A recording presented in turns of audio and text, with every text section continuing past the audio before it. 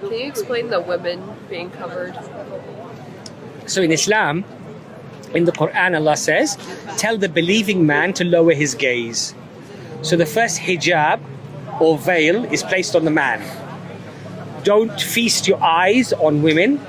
And as a man, you know when a man is looking at a woman, automatically, some of the things that perhaps going through his head, not necessarily very respectful.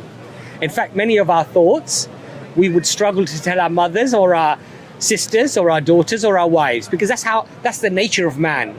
That's how we're wired. Okay, so the first hijab, the first a sense of modesty is placed upon the man, and Allah links believing. In other words, if you are a true believer, lower your gaze.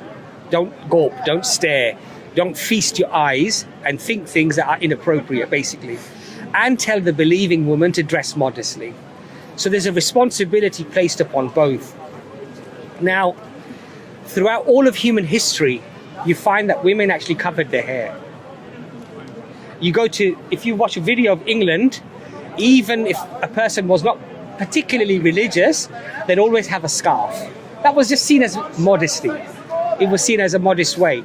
It was the norm throughout all of human history.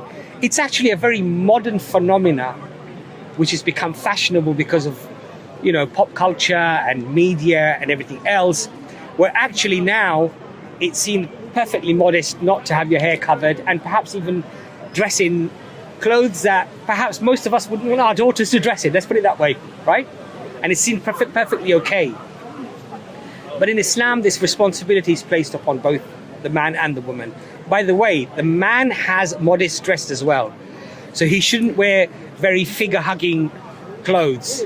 He shouldn't be showing his aura, which is from his navel to his knees. That should always remain covered, especially in public. So there are controls on both.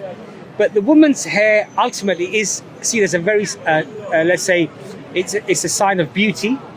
That's why women spend many hundreds, if not thousands of dollars on hair treatments and things like, to make her hair look really, really nice, because it's a feature to attract people by.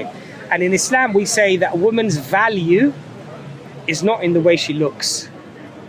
It's not in her beauty, but in her taqwa, her closeness to God, and her etiquettes, her manners, her decorum, her intelligence.